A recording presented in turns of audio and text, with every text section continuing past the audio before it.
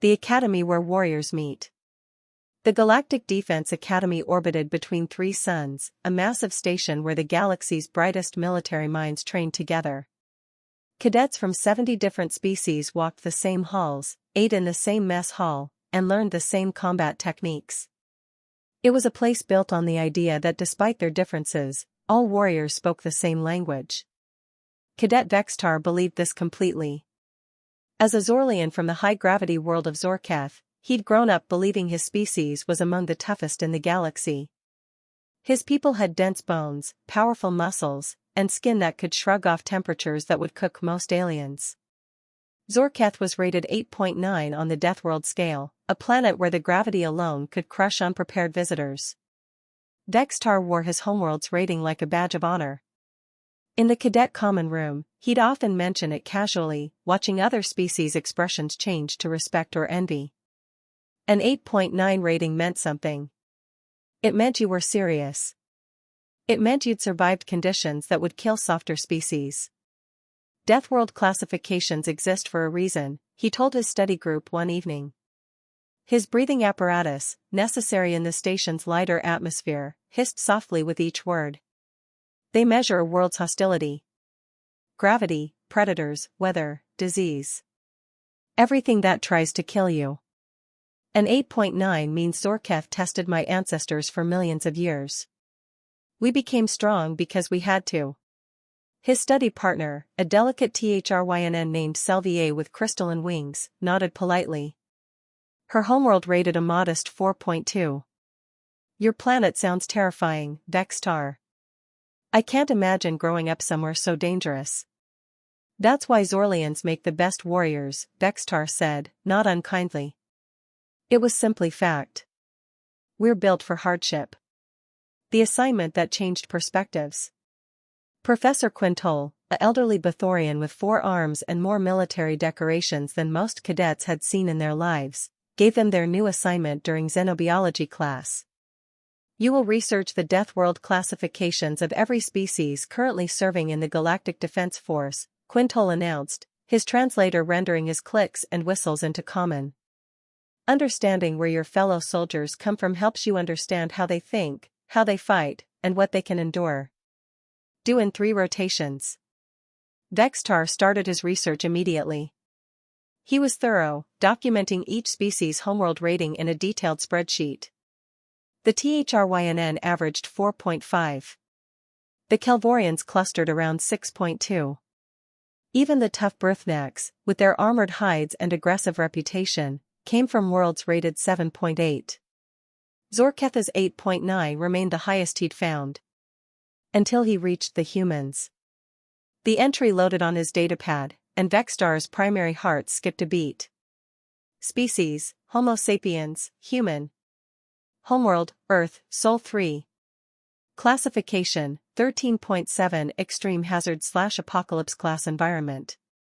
Status, Inhabited, 9.2 billion Permanent Residents. Notes, see Extended Xenobiology Warnings. Handle all interactions with appropriate caution protocols. Vextar stared at the numbers. 13.7, that couldn't be correct. The deathworld scale theoretically went to 15, but nothing rated above 10 was considered survivable for complex life. Anything above 12 was supposed to be a hellscape where even microbes struggled to exist. He checked the database 3 times, certain there was an error. Each time, Earth's rating remained unchanged. 13.7. Selvier, he called across the library. Come look at this. The Thryn floated over, her wings catching the artificial light. She peered at his screen, and her crystalline structure dimmed, a sign of confusion in her species. That must be a mistake. Nothing intelligent evolves on a world rated above 9. That's what I thought. Vextar pulled up Earth's detailed profile. But look at this. The profile was extensive, far longer than any other species he'd researched. Earth had gravity 1.3 times higher than galactic standard. Extreme temperature variations, -89 degrees Celsius to +56 degrees Celsius on surface. Catastrophic weather systems, hurricanes, tornadoes, blizzards. Volatile tectonic activity, earthquakes, volcanic eruptions, tsunamis. High radiation exposure from single unshielded star. Abundant megafauna predators, historical and contemporary. 71% of surface covered in toxic liquid, saltwater, fatal if consumed. Thousands of species of poisonous plants and animals. Disease organisms including flesh-eating bacteria and parasites that consume hosts from inside. The list continued for 3 full screens. "This is impossible," Selvier whispered. "How did they survive long enough to develop technology?" "I don't know," Vextar admitted. His breathing apparatus was working harder now, responding to his elevated heart rate. "But there are humans stationed at this academy. I've seen them." "Have you spoken to any?" "No. They keep to themselves mostly." Vextar had noticed the humans before. There were maybe 20 of them among the thousands of cadets. They were quiet, polite, and somehow unremarkable despite coming from a world that should have killed them all. "But I'm going to find one now." The human in the research lab. Lieutenant Maya Rodriguez was exactly where the station directory said she'd be, in Research Lab 7, reviewing combat simulation data. Vextar had looked up her file during the walk-over. She was 28 Earth years old, roughly equivalent to his own age, ranked in the top 15% of her class, and had commendations for creative tactical thinking. Nothing in her file mentioned that she came from a planet rated 13.7. The lab door slid open, and Vextar stepped inside. Maya looked up from her workstation, and he got his first close look at a human. She was small, maybe 170 centimeters tall, far shorter than his own 240-centimeter frame. Her skin was a warm brown color, and her dark hair was pulled back in what his cultural database identified as a ponytail. She had only 2 arms, 2 legs, and 2 eyes. Everything about her appeared fragile compared to his armored Zorlian physiology. "Can I help you?" Maya asked. Her voice was pleasant, her expression friendly. Vextar's breathing apparatus suddenly couldn't keep up with his oxygen demands. The device wheezed and clicked, struggling to compensate as his heart raced. He was having a panic response, and he didn't understand why. This human looked harmless. Delicate, even. But she came from a 13.7 world. Vextar's translator stuttered. "I'm researching deathworld classifications. For an assignment." Maya's expression shifted to something knowing. "And you found Earth's rating. Is it accurate?" The question burst out of him. 13.7? That can't be real. Nothing survives a 13.7 world. The database must have an error. No error. Maya stood up, and Vextar took an involuntary step backward. She noticed and stopped moving, giving him space. Earth really is rated 13.7. Used to be 14.2, actually, before we went through that ice age that killed off most of the megapredators. You're saying it was worse? Much worse. Earth has had 5 mass extinction events. Asteroid impacts, supervolcanoes, climate catastrophes that wiped out over 90% of all life. We're descended from the survivors of all 5. She said it casually, like she was discussing weather patterns. Humans are particularly good at not dying when we're supposed to. Vextar's breathing apparatus made a sound like a dying animal. But you're so small. The explanation that terrified him. Maya smiled, and Vextar suddenly understood why predators showed their teeth. Size isn't everything, cadet. May I ask where you're from? Zorketh. Rated 8.9. High gravity world, right? About 2.1 standard Gs? When Vextar nodded, Maya continued. That's impressive. Your species adapted to serious pressure. Strong bones, powerful muscles, enhanced cardiovascular systems. You're built tough. And you're not? He regretted the words immediately, they sounded insulting. But Maya didn't seem offended. We're built different. Zorketh tested your species with one consistent challenge, crushing gravity. So your evolution specialized. You became strong. She gestured around the lab. Earth tested us with everything at once. Gravity, predators, diseases, weather, food scarcity, other humans. We couldn't specialize because the threats kept changing. So we became generalists. Adaptable. Adaptable, Vextar repeated weakly. Humans can survive in temperatures from -40 to +50 Celsius. We can eat an enormous variety of foods, including some things that are toxic to most species. We actually enjoy the pain from capsaicin, a chemical weapon plants evolved to stop mammals from eating them. We can heal from injuries that would kill others. We can function on minimal sleep for days. We can run for hours without stopping. Our ancestors literally chased prey until it collapsed from exhaustion. She spoke matter-of-factly, but each sentence hit Vextar like a physical blow. And the rating isn't just about Earth's environment, Maya continued. It's about what that environment created. Humans are pursuit predators with throwing accuracy, pattern recognition, and tool use. We're social pack hunters with language and tactical coordination. We're creative problem solvers who treat impossible as a challenge rather than a limit. Vextar's breathing apparatus was working at maximum capacity now. You're saying the 13.7 rating isn't a warning about your planet. It's a warning about you. Now you're getting it. Maya sat back down, making herself less threatening through the casual movement. Galactic Command knows what Earth produces. They've seen our history, the wars we fought against ourselves, the extinction events we survived, the way we colonized every environment on our planet from frozen tundra to burning deserts. The 13.7 rating tells other species, these beings survived conditions that would kill you, and they did it so well they got bored and invented space travel. That's. Vextar searched for words his translator could handle. Terrifying. Is it? Maya tilted her head, genuinely curious. From my perspective, you're the scary one. You come from a world where everything is 3 times heavier than I'm used to. Your casual strength could crush my bones. Your body is literally armored with chitinous plates that would stop most conventional weapons. By human standards, you're a walking tank. But I'm not from a 13.7 world. No, Maya agreed. You're from an 8.9. Which means Zorketh gave you one overwhelming advantage. Earth gave us 20 smaller advantages. The question isn't who's tougher, cadet.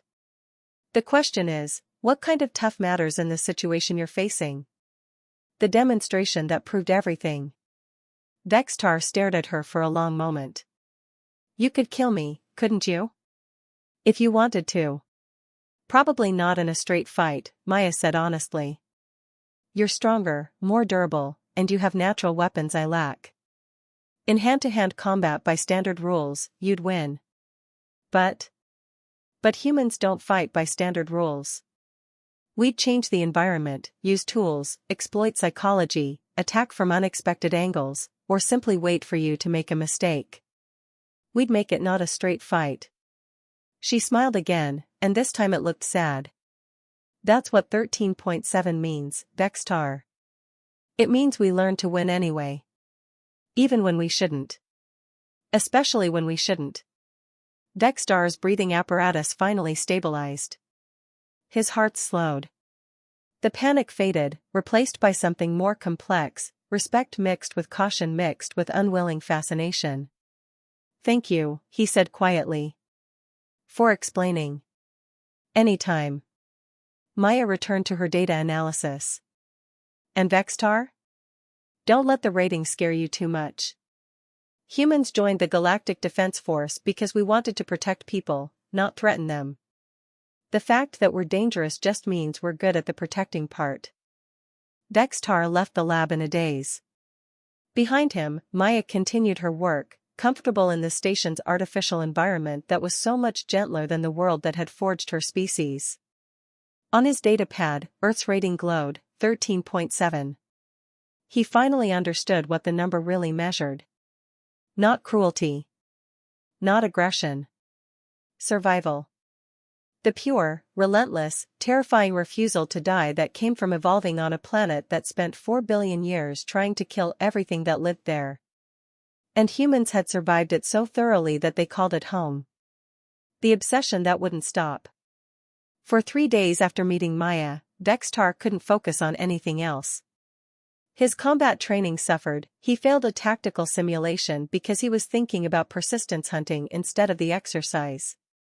His grades dropped in strategic analysis because he spent the lecture researching Earth's history instead of paying attention. Selvier noticed first. "You're distracted," she observed during their morning meal. Her crystalline wings refracted the mess hall's light into rainbow patterns. "Ever since you talked to that human." "I can't stop thinking about it," Dexter admitted. He pushed his food around his plate, high-protein nutrients designed for Zorlian metabolism. A 13.7 rating, Selvier. "Do you understand what that means? That Earth is dangerous?" "No. That humans are dangerous because Earth made them that way. There's a difference." Dexter pulled up his datapad, showing her the research he'd compiled. "I've been reading everything I can find. Earth's history is a horror story that somehow has a happy ending." The data scrolled past: mass extinctions, ice ages, supervolcanoes, asteroid impacts, plagues that killed half the human population. And through it all, humans kept surviving. Kept adapting. Kept pushing forward. "They went to their moon while they were still fighting wars against each other," Dexter said, still amazed by this fact. "Most species achieve planetary unity before space travel. Humans did it backward. They reached the stars while still trying to kill each other." Selvier's wings dimmed with concern. "That sounds unstable." "That's what I thought. But maybe it's the opposite. Maybe it means they're so good at surviving that even their own self-destructive tendencies couldn't stop them." Dexter set down his datapad. "I need to understand them better. Not to fight them, I don't think I could win. But to understand what made them. Why does it matter so much to you?" Dexter thought about his answer carefully. "Because I thought Zorketh made me tough. I was proud of coming from an 8.9 world. But now I've met someone from a 13.7, and she's not what I expected. She's not a monster or a warrior beast. She's just competent. Calm. Like surviving the impossible is so normal to her that she doesn't even notice when she's doing it." "And that scares you?" "Terribly," Dexter admitted. "Because if humans are what a 13.7 world creates, what does that say about the rest of us? What are we compared to that? The emergency that proved everything." The alarm started during third period astrophysics. Red lights flashed, and the professor's voice cut through the confusion. "This is not a drill. Hull breach in Section 7 Delta. All cadets proceed to emergency stations immediately." The classroom erupted into controlled chaos. 70 different species, all trained for emergencies, moved toward their assigned positions. Dexter's station was in the medical bay. His size and strength made him valuable for moving injured cadets. He was halfway there when he saw Maya running in the wrong direction. "Lieutenant," he called. "Medical bay is that way." Maya didn't slow down. "I know. I'm not going to medical. The protocols are written by people who've never dealt with this kind of breach." She was moving fast, her lighter frame giving her speed in the station's reduced gravity. "The damage is in the water recycling sector. If those seals fail completely, we lose atmospheric integrity in 5 connected sections." Dexter's mind raced through the implications. 5 sections. That's where most of the cadet quarters were. Hundreds of beings could be trapped. What can you do about it? "I used to be an emergency maintenance technician on a deep-sea station back on Earth. I know these systems." She reached an equipment locker and started pulling out tools with practiced efficiency. "I can buy us time until the real repair teams arrive, but I need someone strong to help move the emergency sealant tanks. They're each 200 kilos. "That's suicide," Dexter said, but he was already moving to help. "You'll be exposed to vacuum if the seal fails while you're working. Only for about 8 seconds before the emergency bulkheads engage. Maya hefted a toolkit that looked absurdly heavy for her frame. I can hold my breath for 3 minutes. 8 seconds is nothing. 3 minutes? Dextar's breathing apparatus wheezed. That's impossible. Most species black out after 40 seconds without oxygen. Diving reflex, Maya said, like this explained everything. Humans evolved hunting in water. When we're submerged, our heart rate drops and our body prioritizes oxygen to vital organs. It's automatic. She started running again. You coming or not? Dextar grabbed 2 sealant tanks, each one nearly as heavy as he was, and followed. Because somewhere in his mind, a voice was saying, this is what a 13.7 world creates. Beings who run toward disasters instead of away from them. The repair that shouldn't have worked. Section 7 Delta was chaos. Emergency lights flashed, alarms wailed, and the air had that thin quality that meant life support was struggling. The breach was visible through a reinforced window, a twisted section of hull where something had punched through the outer wall. Maya assessed the situation in seconds. The primary seal is gone, but the secondary is holding. Barely. If we can reinforce it with sealant before the pressure differential increases, we can maintain integrity until the repair crews arrive with proper equipment. If we fail? Then we evacuate 5 sections and hope everyone gets out before the bulkheads close. She was already setting up her equipment, moving with the kind of calm efficiency that came from practice. Let's not fail. Dextar watched in amazement as Maya worked. She wedged herself into spaces too small for most species, using her flexibility to reach connection points others couldn't access. She calculated pressure ratios in her head, applied sealant with precision that suggested years of experience, and never once showed fear even though one wrong move could kill her. How did you learn to do this? Dextar asked, holding a support beam steady while she welded a reinforcement plate. Earth requires versatility, Maya said, her voice slightly muffled by her emergency mask. I grew up in a coastal city. Hurricanes, floods, earthquakes, you learn to fix things or you learn to live without them. By age 12, most human kids can perform basic repairs on critical infrastructure. At 12? Dextar was appalled. That's still childhood. Earth doesn't care if you're a child. Maya finished the weld, checked her work, and moved to the next weak point. Nature doesn't have age restrictions on disasters. So we teach our young to be useful early. The breach suddenly groaned, a deep metallic sound that vibrated through the deck plates. Alarm screamed louder. The secondary seal is failing. Dextar's hearts hammered. We need to evacuate. We need 3 more minutes. Maya's hands never stopped moving. Just 3 more minutes and this section holds. Lieutenant, we don't have 3 minutes. Maya looked at him, and her expression was absolutely calm. Then we work faster. And she did. Dextar had never seen anyone move with such focused intensity. Maya's hands blurred as she applied sealant, activated hardening agents, and reinforced structural weak points. She was performing tasks that should take 10 minutes, doing them in 3, and somehow they were working. The repair team arrived just as Maya finished. The chief engineer, a stolid Krenthor with 8 manipulator limbs, stared at her work with professional appreciation. Who did this? He demanded. I did, sir, Maya said, already gathering her tools.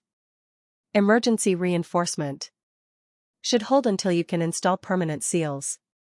The engineer examined the repairs more closely, running scanners over the patches. This is professional-grade work. You're trained in hull integrity maintenance? I worked deep-sea stations on Earth for 4 years before joining the Defense Force. Different environment, same principles. Pressure differentials want to kill you, so you don't let them. The engineer's translator made a sound like impressed whistling.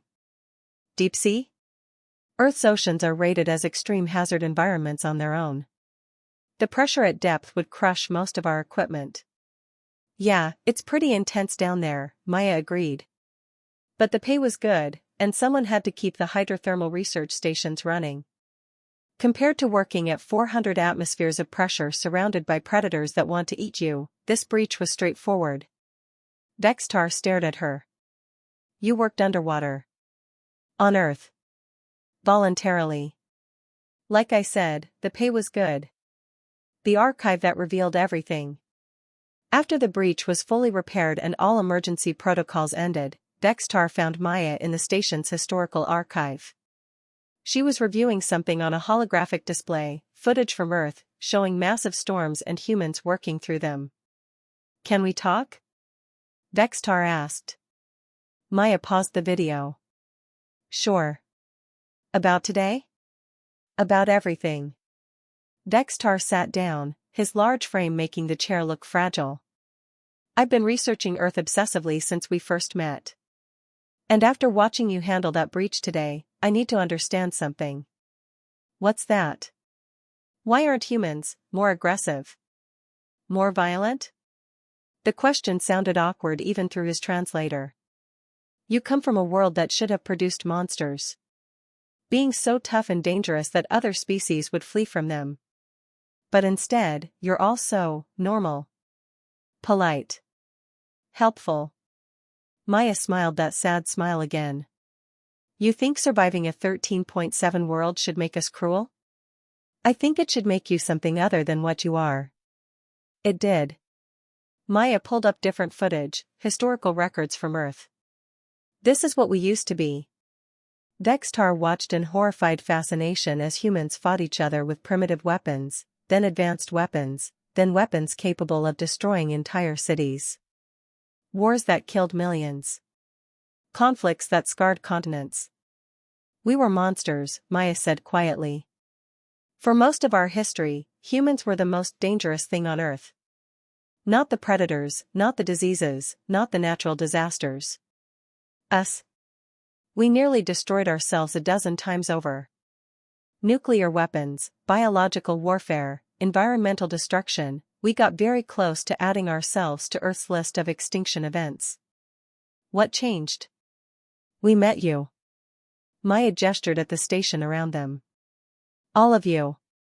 When we finally developed FTL travel and made first contact with the galactic community, we saw something we'd never imagined possible, different species working together peacefully. Not perfectly, but genuinely trying. And we realized. She paused, gathering her words. We realized that the toughness Earth gave us, the relentlessness and the refusal to quit and the ability to survive anything, we could use all of that for something other than killing each other. We could use it to protect people. To help people. To be the species that runs toward disasters instead of away from them, not because we're suicidal, but because someone has to and we're actually good at it. Vertex's breathing apparatus hummed softly as he processed this. So the 13.7 rating isn't about how dangerous we are to others, Maya finished. It's about how dangerous we are to problems. Earth taught us to face impossible challenges and find solutions anyway. We brought that instinct to the galaxy with us. The understanding that changed him.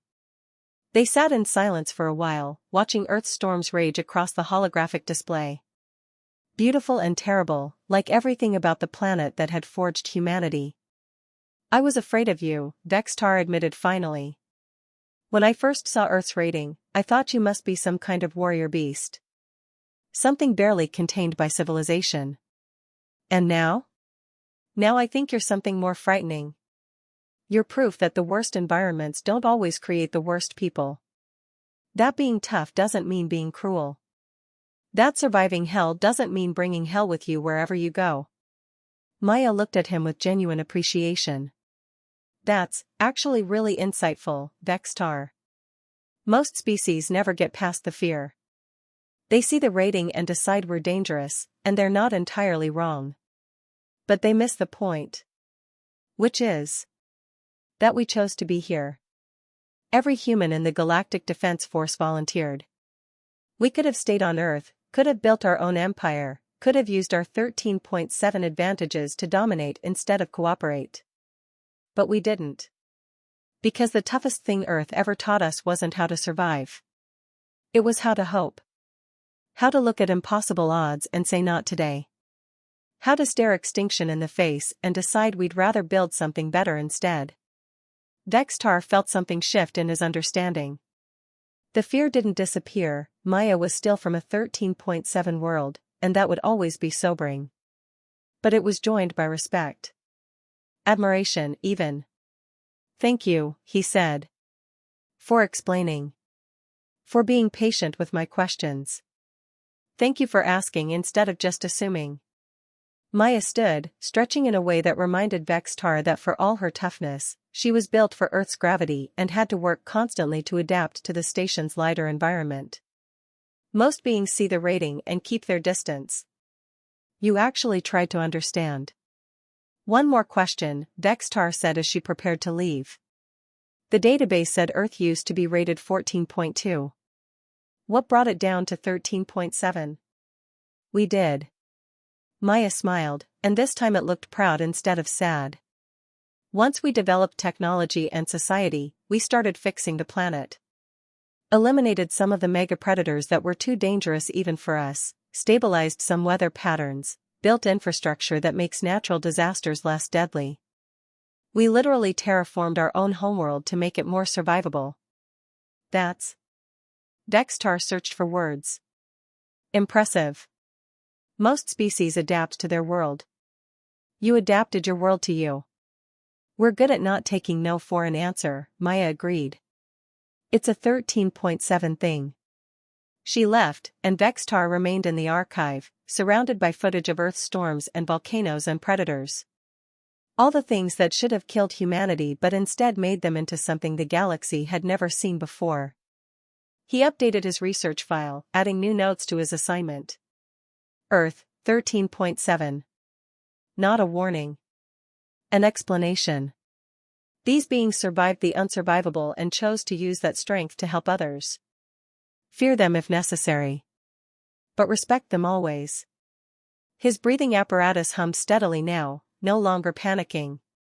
He'd faced his fear and found something unexpected on the other side, inspiration. If humans could survive a 13.7 world and still choose kindness, what excuse did the rest of the galaxy have?